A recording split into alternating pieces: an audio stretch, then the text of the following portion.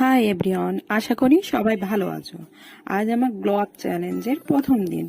আমি আজ first day try করব কাঁচা হলুদ। কাঁচা হলুদ ফেসের জন্য অনেক ভালো, তারপর টেস্টটা অনেক বাজে, তারপরও খেতে খেতে অভ্যস্ত হয়ে হয়ে যাব আমি।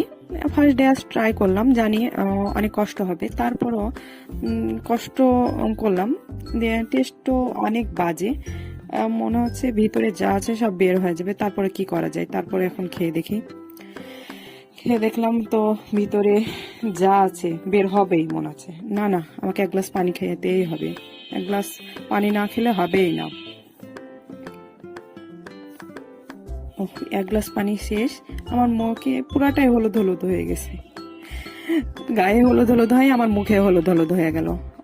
অবস্থা খারাপ, আমাকে দুধ চা না খেলেই হবে না। আর দুধ চা জীবনে প্রশান্তি। দুধ চা না খেলে কে কে বলো তো তোমরা দুধ চা খাও? আমার দুধ চা তো আমার তো অনেক ফেভারিট। না খেলে তো চলেই না, দিনে তো 5 বার দুধ চা আমি খাবোই। ওকে, বাই বাই।